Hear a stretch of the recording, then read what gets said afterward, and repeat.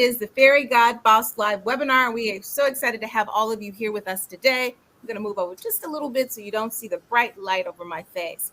We're going to give people just a few seconds to connect. It's 12:03, and we know some people are just getting a break and just logging on, so we're going to be patient and give everyone just a moment to get here. So while we're waiting, we want to hear and see where everyone is logging on from and where you're tuning in to today. So you'll look over on the right side of your screen and you'll see a chat box. If you feel comfortable doing so, leave us a quick message so that we know who you are and where you are joining from, what part of the country. So let's do that right now. If you're on, let us know where you're joining from. Now, my name is Tammy Fields, and I'm a news anchor at Spectrum News 13. I anchor the evening shows here, and I am logging on from Orlando, Florida. We have people from all over: Austin, Texas, Maine, Rockville, Maryland, Colorado, and someone from Florida too, and from Orlando, New York City. So we have folks from all over. Welcome, welcome, welcome. Massachusetts, Dallas, Texas, New Orleans, and New Jersey. All right, thanks everyone for doing that. I'm going to be patient and give people just a few minutes to jump on here so that we can actually start. A little bit about me. I'm going to be your host for the day as we talk about boosting your marketing career, steps to success. I'm the weekday evening anchor here at Spectrum News 13, and I also host a show called Justice for All, and I also write a weekly story about our outstanding teachers in the Central Florida area called A+ Teacher. So I'm glad to be here with you today, and I hope to learn today from this webinar, just like so many of you as well. Well, it is 12:05. We want to keep the program going. We know some people will probably join as we are starting, and that is just fine. So we're going to kick things off with today's event. Again, Boost Your Marketing Career, Steps to Success, sponsored by Spectrum.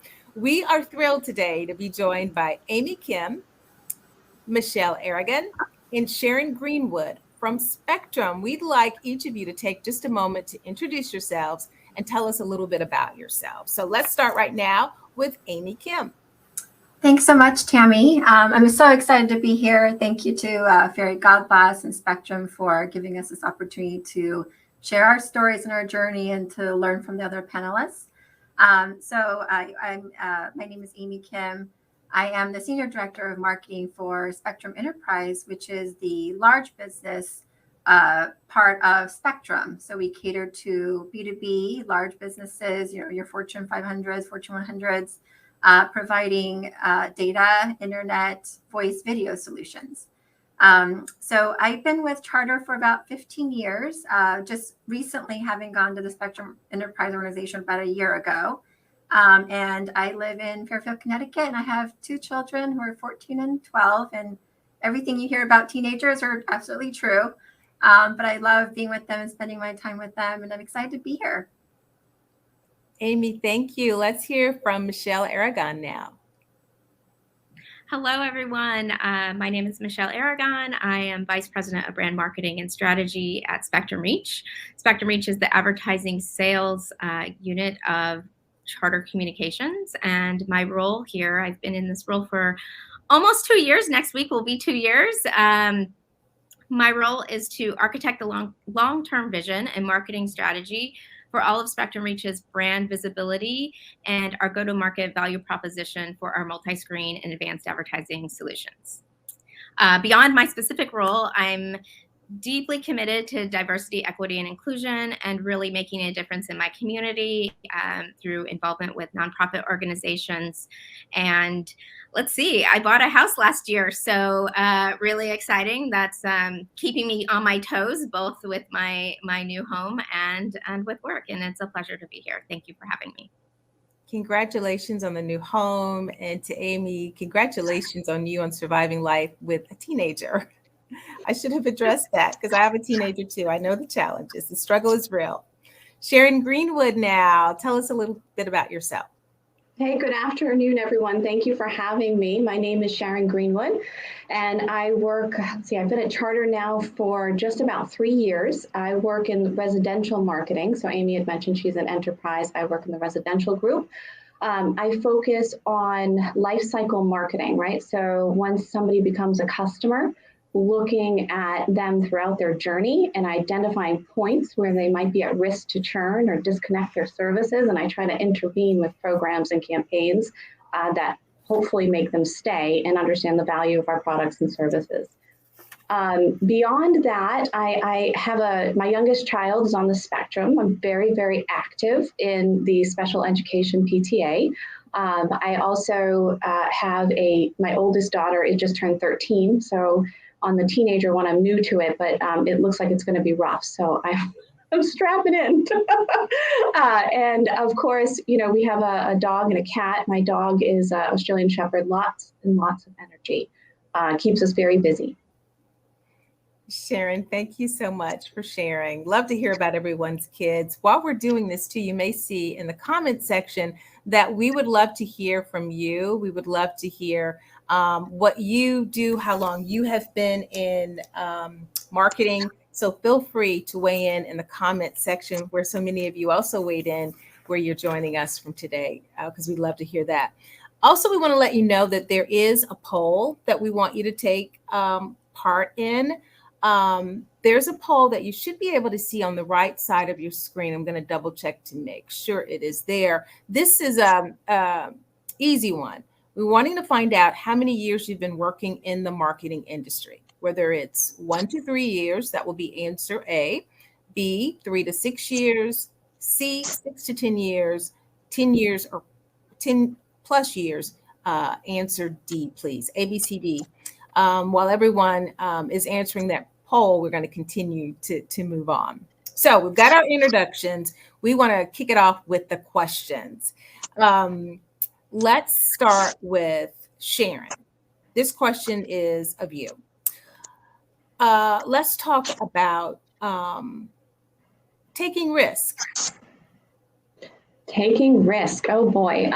So for me in my career, I have found being open to try new things, right? So in my career, I've relocated twice. And it's a big risk. You never know if it's going to work out. You hope for the best. But I will tell you that has done wonders for my career in exposure, moving up, visibility. So I think it is important to take a risk, and I've had some that haven't worked out. And you just try again. But I think with big risk comes big reward. So always be willing to try something new. Amy, let's ask this question about you when it comes to shopping for experiences. I know some of us suffer from something my husband has called analysis paralysis, where we think about something, I don't know. What can you tell us about shopping for experiences? Yeah, so similar to Sharon, I think it is about taking risks. And when I think back on my career journey and what I've done, I liken it to shopping for experiences. And really what I mean by that is, just think about sometimes when I'm sure many of us like retail therapy, when you're out and you're looking for something to buy, you don't really find that exact thing you're looking for. And then at times when you're not anticipating, so your friend asks you, to go somewhere with you, and you end up, having all these things that catch your eye and your attention. So I kind of think about it that way. For me, it's like not everything is planned and not everything is, what I expect it to be, but you collect those things and you kind of put them in your cart, along your kind of career journey. And for me, I think about my very, very first job in marketing. It was a really small technology firm where I got my first taste of being able to touch various areas and various functions of marketing, because I was really the single, marketing person in the role. And then fast forward to, 15 years ago when I started with Spectrum, with Charter at the time, I was specifically working on offer and pricing management. And at the time I was, just diving deep into that space and collecting those experiences, and then moving on to other areas of marketing where I can expand kind of my experience and my skill set and learn from other things. And so was able to really touch various different areas. And that's why I liken that to my shopping experience, is I'm putting things in my basket along the way.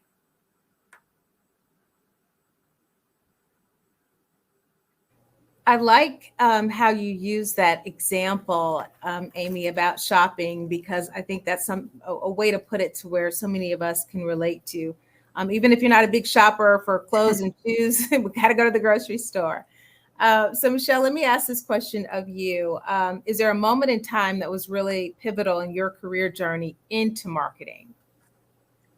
Yeah, I think it's funny. Like, I don't know if anybody does this. I'm sure that they do. I guess I'm not alone. And, where you have those epiphanies when like a light switch goes on. When I was younger in my career, I had a very specific idea of what success looked like. And for me, at that point in time in my career, when I was working in advertising agencies, I wanted to work at an advertising agency on Madison Avenue. And I was just very focused on making that happen. And well, I ended up not working on Madison Avenue, but I was at an agency, and I thought, oh, this is it. I've made it, And what's funny is one day I walked into my office and I was like, this isn't really what I thought it was going to be. It wasn't what I had kind of made it out to be.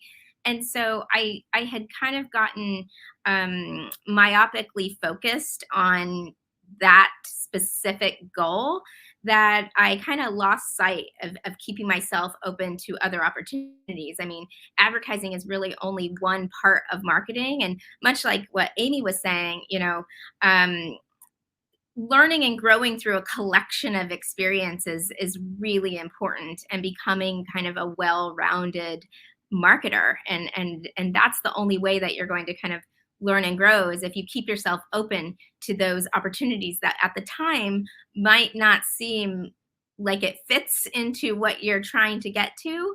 But I think that was a very pivotal moment for me to really understand that and be a little bit more flexible and open to opportunities that might not have been on my roadmap per se.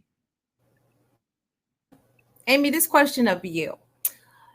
How would you describe your personal brand, and does your personal brand actually tie into marketing strategies and techniques that you use on a day-to-day basis?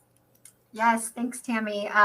So, something like a personal brand is a really difficult thing. I think, a lot of people have trouble really deciding like what that is and what does it really mean. But, ultimately at the end of the day, it's what other people think of you when you're not in the room, or when you're, when they're thinking about who you are and what you stand for. And for me, I struggled quite a bit with that because, me personally, I wanted to be everything. I wanted to be, the empathetic leader, or that innovative thinker, or, that set it, forget it person, where it's like, you give me something to do, I'm going to get it done. But really what came about for me is we had my leader had a all hands meeting, and she brought in our entire team, who hasn't really been together for the last 2 years or so because of the pandemic. And at the end of that, we did like a fun little awards thing. And, we gave people awards for certain things that we think they're really good at. And the award that I got was minimizing maximizer. And I thought really hard about it at the time. I was like, what does that mean? I don't really understand it. But then they told me about what that meant. And what I really distilled down into is that I have the ability to take complex things and break them down into really simple tasks and initiatives and projects, so that, it doesn't feel overwhelming, and it doesn't feel like you have so much stuff on your plate, but that you can take it day by day. And when I thought about it, I was like, that makes sense. That's exactly what I do. And I use that every day, in my work with my team. If my team is feeling crunched for bandwidth, and you don't always have more people to give it to and delegate to, but you can at least prioritize and make things feel like they're achievable. And so for me, that's my personal brand, and I'm sticking to it for now until it changes, because a personal brand does evolve with how you grow and learn in your own journey. So that's kind of where I am today. I never heard that terminology before, but I love that, minimizing maximizer. So, any of our other panelists want to weigh in here on this personal brand question? I'll weigh in. I'd say that I have a very bold personal brand because I'm a change agent. I'm sure my team would confirm that I'm a very passionate leader who isn't satisfied with status quo. I fearlessly take calculated risks. Note that I said calculated risks because there's a difference in just taking, risks. It's like, oh, that might work, it might not. But I'm very much rooted in, as Sharon mentioned, a customer journey and really understanding strategically what customers' needs and wants are and what their behaviors are to inform those calculated risks. I also have a very supportive boss who really provides guidance along the way on, like, you might be pushing a little bit too much, Michelle, and so as I've grown in my career, I've become more confident and really unapologetic in the space that I occupy, because I know the value that I bring to the organization. And that was something I really struggled with in the past, not knowing my full worth and doubting myself. And when I was younger, I kind of did a lot of masking and wasn't really my authentic self. And I think that lent itself to my hesitations and even some of the my pushing myself to do things. And so, not here at Spectrum Reach. I'm all about doing things, trying things, testing and learning things, because I think that's the way that you're going to become better and grow and identify the things that actually work. Sharon, I saw you nodding during a part of what Michelle was saying. Was there something in particular that you can really relate to? Well, I was thinking that, it's so important for people to understand what their personal brand is. And it's so hard to find that out, right? Because you might think your personal brand is that, you're easy to work with, you're collaborative, and then come to find out, that's not your brand. So it's important to spend time and effort in defining what brand you want and understand what brand you have, because a lot of people just don't know. And that self-awareness is really important. I love that, Sharon, because if I had to pick my own personal brand, I would make it something great. but you have to, it's reflective, right? It's not what you think, right? It's what people think of you too. And that's hard to find out because people might not want to be totally honest with you. Exactly. They might think it's going to hurt your feelings. Yeah, feedback is a gift. I think a lot of people don't like to give it. But when you're honest with someone and you give them honest feedback, it truly is a gift. You're helping that person. Can help us grow. So let me give really quick before we go to our next question, the results of the poll that we took at the very beginning. Here are the poll results regarding how many years the people that are joining us, our audience, have been in the marketing industry.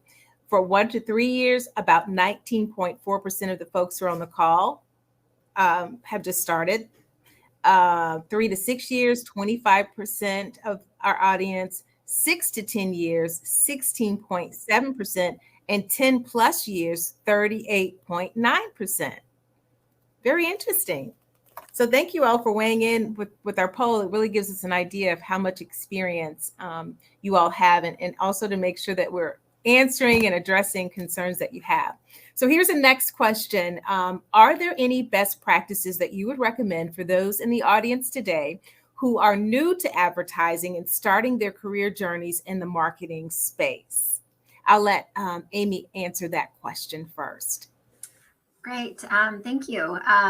So something that I have kind of had lost sight of, throughout my career is that, every time you get a performance review and you have, 5 positive things, and then you have 1, constructive, area to improve on, I found myself really focusing on that area. And what I learned through, different conversations with mentors and people in the space and my leaders is that it's good to work on your skill set in terms of, rounding yourself out and making sure that you're well positioned in many of the areas and you're working on your weaknesses. What you shouldn't really forget, though, is your strengths and not over pivoting to your weakness. So just to give you a simple example, my son, I really want him to play baseball, but he is very creative. And so he leaned more towards piano and cello. And, I'm pushing him into sports, and I'm, getting him tennis lessons, soccer, baseball, everything I can imagine for him to do. And he still gravitates towards art and music. And that's great. But I wanted him to be really well-rounded. And so I pushed him into that. But, I realized, like, why am I torturing him with this? Like, he should do what he loves. And so, yes, he plays tennis, but, more casually, and he loves, doing cello and piano. And so that's where he's focused. And I think about that the same way for work. Just don't dwell so much on your weaknesses that you don't work on your strengths. Work on your strengths, because those are really important. Those really talk about you and how you're authentic, in your workplace. Thank you, Amy, for that. I think for so many of us, it is that constructive criticism, the criticism part that we hone in on, and that's what we remember the most. We don't all of the good stuff. It can be pages and pages of that in the review. It's what we're told to work on that. We're almost paralyzed by thinking about, oh my gosh, I've got to improve this right away. Michelle, I want to have you answer the same question too. And this, again, the question, I just want to make sure I say it again. Best practices you'd recommend for those who are just starting their careers in the marketing space. Yeah, I think a lot of people go to Google, right? Like, how do I learn about and sign up for newsletters or external things? And I think one of the things that we tend to forget is looking internally. There's so many ongoing projects at any given moment in time. Lots of people who are willing to share their expertise, and I highly recommend starting with your manager. But if you don't feel comfortable speaking with your manager, you can always speak to a peer or another colleague, and just be inquisitive. Ask about what it is that they're working on. What are some of the projects that they're doing that they're finding interesting, and even still go one step further and proactively share some ideas that you might be interested in. Whether that's, you want to learn more about working on a creative campaign production. You want to learn and get a better understanding of applying data to marketing. You want to understand the competitive landscape.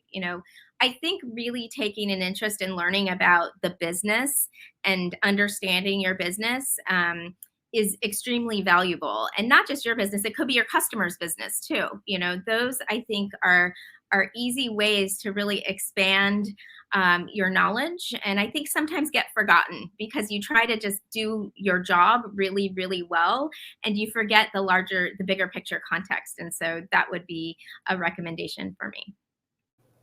I love that. I know that even just hearing you say that, I know when we have people, and our business is so different from marketing in news, when someone says those kinds of things, I want to learn more, or I'm more interested in production, and can you show me this or show me that? That is just an immediate, yes, of course. Let me talk to you about that. We just love to work with those kind of folks that are inquisitive, that want to bring ideas to the table. I think that's in just about every line of work. So thank you for those ideas. And then I want to ask the same thing of Sharon, some of your tips that you might have for those who are just starting out. Yeah, so I'm going to build on what Michelle said. I think, it's really, really important, especially in large companies, but even if you're in smaller companies, to network, right? So make sure, we're all very, very busy. I don't know about you. I'm lucky if I get a lunch outside of my desk most days, as I'm sure most people on this call are in the same boat. But make that time, figure out, take 15 minutes, make that time. Connect with people from other groups, other teams, learn what they're doing, get to know them personally. It also helps build those relationships across the organization. It's really important that, people know who you are and what you do. And it's important that you know who people are and what they do, especially as you move up in your career. Good advice there, that networking and knowing people and who's in your organization, across your organization. I can see the value in that. We have a lot of great audience questions that are coming in. And so I'd like to read one of these questions, and then I will leave it up to our panelists who'd like to jump on and answer. So this question is coming from Caitlin Cole, and she's asking, how do you stay on top of the constantly changing? Oh, I just lost it.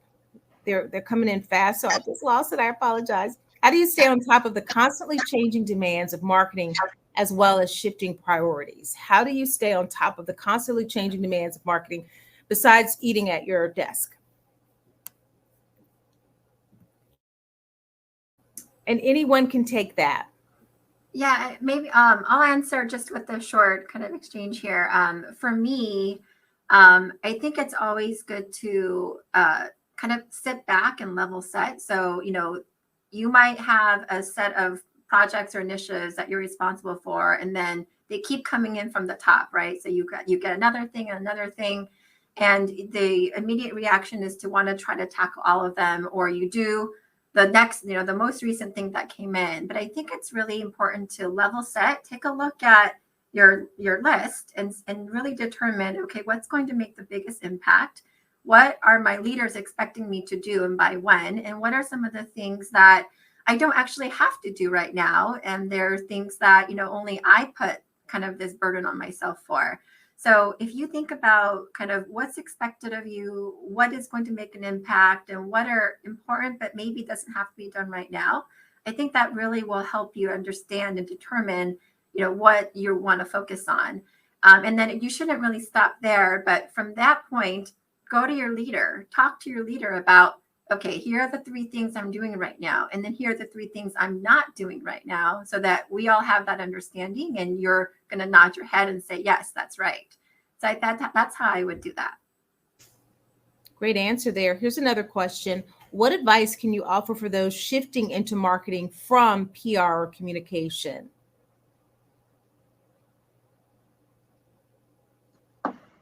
So I think with that one, I'll take that one.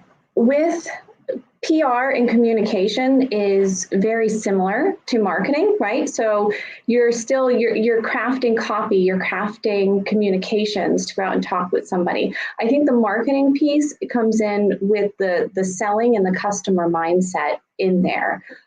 So my recommendation would be to find a mentor or a partner within the marketing group or marketing department. It could be a friend, it could be somebody through an organization that you're with, and just start to understand what they do from day to day. And hopefully they can introduce you to other people within marketing that do something similar to what you want to do. And then you can start to learn a little bit more about what kind of skills you need and how to be successful. And then you can also maybe find some opportunities within those groups.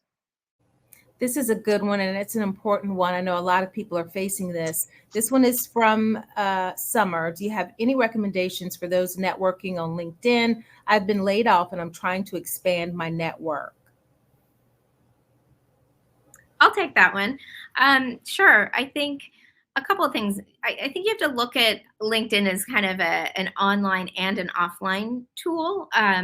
One of the things that I like to do when I try to find an authentic connection with, a lot of people receive a lot of requests. And so you want to try to stand out with your networking. So whether that's identifying that connection through, maybe they were on a podcast, maybe they wrote an article, reading those things and sending something in the note that makes sense, or sharing an idea that you have is really helpful to kind of break through that clutter. The other thing I would say as it relates to networking, sometimes I think a lot of people focus solely on trying to connect with the talent team or HR, and really looking to connect with people who are in the roles that you're seeking is also valuable. Just like saying, hey, I checked out your profile. I'm really curious to understand how you got into your role. I'm looking to do the same. A lot of people tend to be generous with their time, albeit short. But I think if you lead with some sort of connection point, I think that's that's the best way to kind of open the door to a conversation online.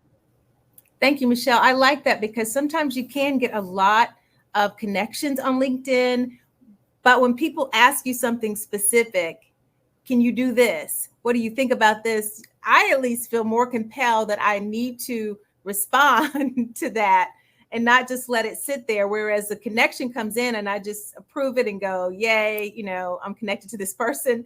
But it does make you put some action behind it. So I thank you, Caitlin, Ruth, and Summer for those questions. We're getting some really good ones. So let me get to one here from Spring. And this says, I've always been in marketing adjacent roles, but after a recent organizational reorganization, I've moved from a CSR role into an event manager role. Any thoughts on how I can construct or add to my story in a compelling way as to be a marketable candidate to future marketing roles?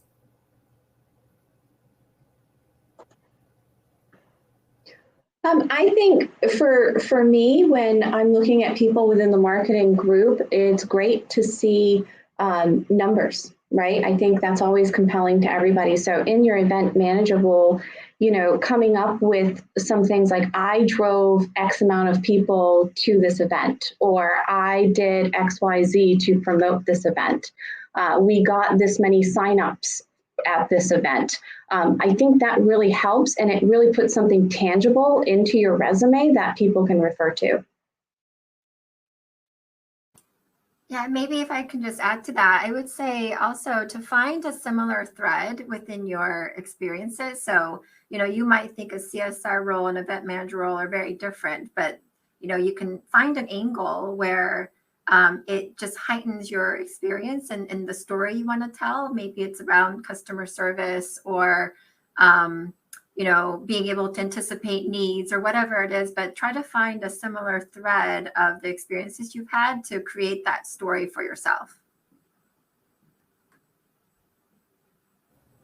Great answers here. Let me go back and see if I can pull one more question from our audience. This is a good one. In the last 10 years, this one is again from Caitlin. In the last 10 years, it feels like marketing has been impacted the most with change.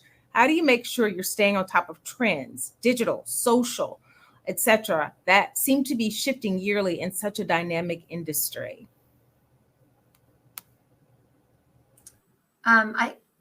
Michelle, go ahead. Yeah, I'll take that. Or I'll start. I'll kick it off. Let's say that.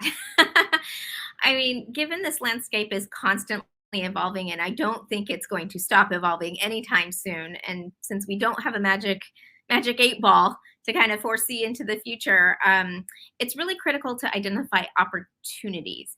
And that takes curiosity. So whether that's gaining a greater understanding about something that's foundational, data, that's going to be everything. That's constantly a trend driver, or something buzzy like the metaverse, asking questions like, is this something that's going to make an impact to our business?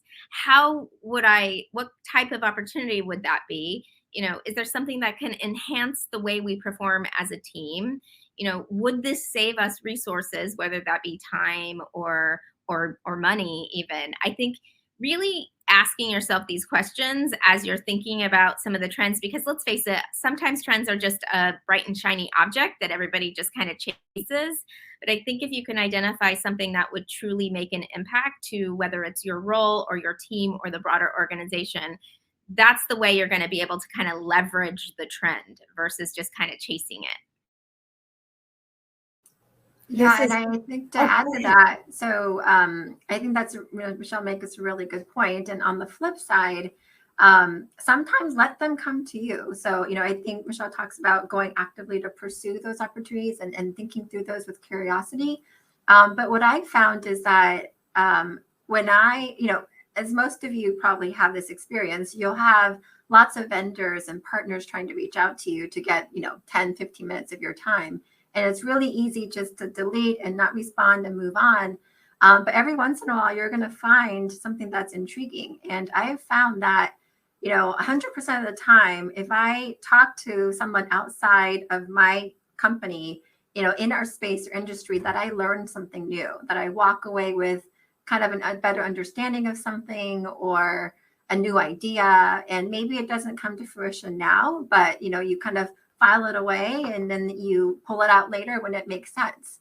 So, of course, you don't want to waste other people's time or your time, but I have found that talking to your partners and vendors also actually give you lots of ideas and gives you an idea and a look into what might be coming in the future. All right, here's another question for our panelists today. What are some of the best ways to expand your education in the marketing space? Are there any networking groups that you can recommend to our audience today? I'll start with Sharon. Yes, absolutely. I mean, I think I know Amy is a member. Michelle, I'm sure you might be too. WICT, so that's Women in Cable and Technology. That's a great one that a lot of people in telecommunications join to learn information. So there's also a lot of different ways that you can kind of figure out what other people are doing. So we do a lot of competitive research. I snoop a lot and see what are our competitors doing. Where are they? Where do I see them? I save it. I investigate. So that's a lot of ways that I learn kind of what the industry trend is, where we're going, and also I watch. What are our customers doing, right? So, what are the trends? What are the performance trends within the industry, but also even within our own business, and try to see how other groups and people are managing that change. How many of you go to conferences throughout the year? It's been a while since I've been to a conference. I used to go all the time, and then COVID hit. So I'm hoping to start to be able to go to some more soon as things seem to be opening back up. Yeah, I think as Sharon pointed out, it's really tough because you have to intentionally block off your calendar to do these things. There was Advertising Week New York last week. The good news is a lot of these events also put their content virtually, so you can online, so you can participate if you can't fully get out in person, or just a piece of getting out in person. I actually went to the Salesforce Dreamforce conference a couple weeks ago, and that was really, really interesting. It was like so many people there, and it's weird going back to conferences because it's kind of like, wait, I don't even remember how to act at these conferences. I don't talk to people in person. So, but yes, it's definitely something that I'm looking to do more in 2023. Amy, any tips from you for expanding your education in the marketing space? Yeah, so mine's a little bit different of an angle where I think, and I talked a little about this earlier, mentioned it around mentors and mentorship. There's, you would be surprised at how many people are willing to mentor you and want to spend that time with you, but you sort of have to ask and you have to initiate it. So as the mentee, you have to be the one to identify people, and maybe there are people in your workplace, maybe it's outside of your workplace. Maybe it's someone where you look to that role and you say, that's the job I want, or someone that you think can influence, kind of getting you to the place that you want. But someone who's going to be very honest with you and guide you along the way, and will have really tough conversations with you, but really will be honest about, kind of where you are and where they think you can go.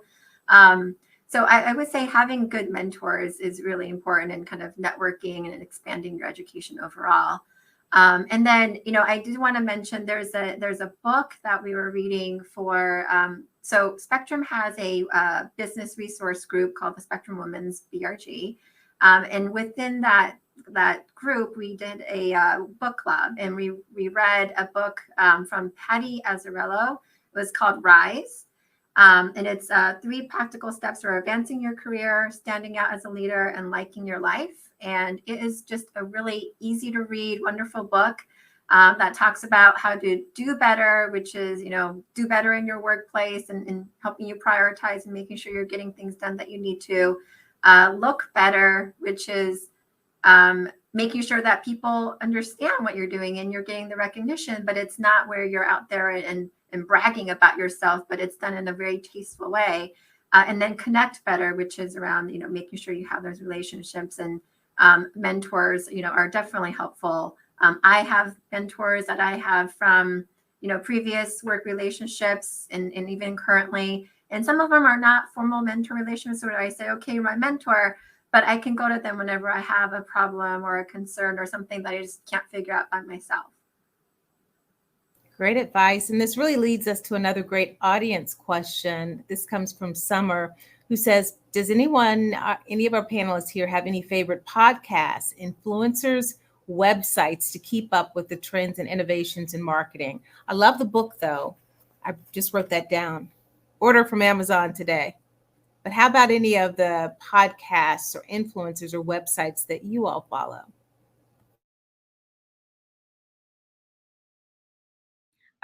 So a couple that I know, and I must admit, I don't have a whole lot of time to listen to podcasts, but there are some out there. One is called The Good Chat, and that's by a company called MediaLink, and they tend to have some really great conversations with some marketing leaders. There's another, it used to be the CMO podcast through Adweek, which is a trade organization publication, and there's a whole host of content by Nadine Dietz. I know she's moved to another, I think it's called Marketers That Matter, but those are two really, really good ones to think about. And then I think that there's some other newsletters where you can subscribe to your inbox from Advertising Week. You can get those.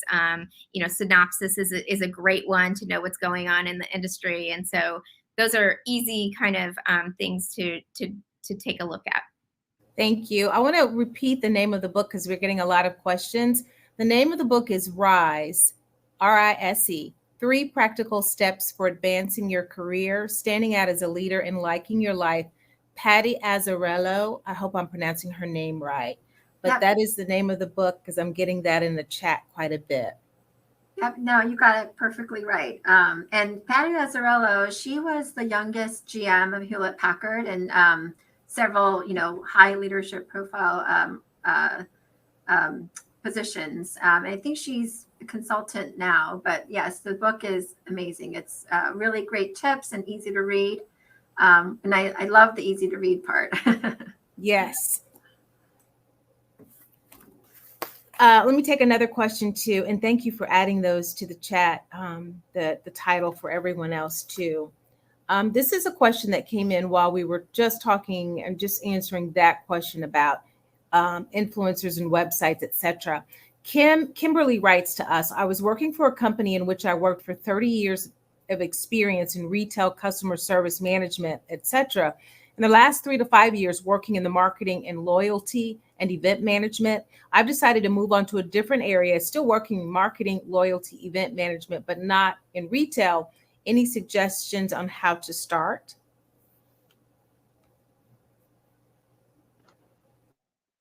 I find skill sets are very transferable. So if you have been doing loyalty and event work within the retail space, depending on the type of industry you're going into, if it's consumer facing, it's probably very similar. So leveraging a lot of the same strategies and skills that you already know will be very, very valuable. And especially if you're coming at it from a different point of view than the industry you're going into, sometimes that fresh perspective is very nice to have for a group that's been doing it the same way for a long time. Another question I want to make sure, I think it's really important that we get this one answered from all 3 of you, because it's so important just to share. Other people may be going through things and your voices really do matter. So can you talk about a setback you've had in your career and how you handled it, how you overcame it? We'll start with Amy. Sure. So earlier in my career, when I was just starting out, I think I was used to kind of, getting promoted or moving up the ladder. Every couple of years, you're kind of going up a ring or a rung, I guess. And there was a role that I really thought I wanted. Honestly, I didn't have the perfect experience for it. My experience didn't match up exactly right, but kind of going back to my shopping for experiences. I wanted to, try to get other things in my cart. So this was one of those things where I wanted something and it didn't really happen for me. And I think I took it kind of hard the first time because I knew that I was, had some of these other qualifications, but not exactly what this role entailed. And so, I think I was pretty disappointed by that, but I didn't let that take away from the work that I was doing or be, in any way kind of hold me back. And so I continued to do what I do best, did the work I needed to do, performed at the high level that I thought I needed to be at. And then eventually, I ended up getting something better and something that really did fit my skill set. It was challenging and new. At the same time, it wasn't a completely new space. And so I look at that and think about, things happen for a reason. A lot of times I believe that. And what I ended up with was even better than what I thought I wanted. And so, just whenever you have those setbacks, it's not, it's never going to be the end of whatever you're doing. It's, it's one of those things where you can learn from and then keep chugging on, keep doing what you do best. And, something else will open for you. Michelle, same question of you. Did you have any early setbacks and how do you overcome things when they come your way? Early setbacks. I feel like I have setbacks all the time. I was sitting there going, wait, which example should I share? Because there are numerous ones. No, I think, one of the things that I would share is, I say this to my team all the time, and I kind of did this, we have to learn to manage up, manage across, and manage down. It moves all ways. And, I didn't manage up accordingly in a way that I should have. I had made a decision and I didn't fully involve, my boss and tell him what was happening. And so, he was like, what the heck? and it was difficult because, it's probably one of the first times that I felt like, wow, I really messed that up, and the good news was once I let him tell me what he needed to tell me,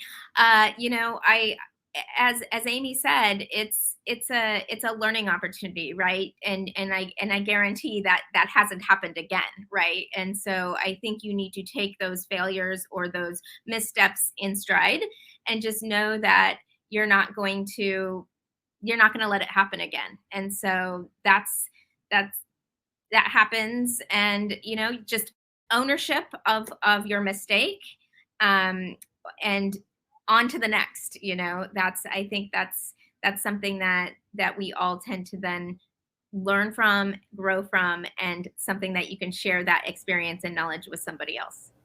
Thank you. How about you, Sharon? Yeah, so similar to, I think, what Amy explained, a little bit of a different scenario. I worked really, really hard for about 3 or 4 years, and I was up for a promotion. It was myself and my colleague. And, he was also very talented. And unfortunately, I didn't get it and he did. And, that was really hard for me because, that's where I wanted my career to go. That's the group I wanted to be in. I didn't picture going somewhere else.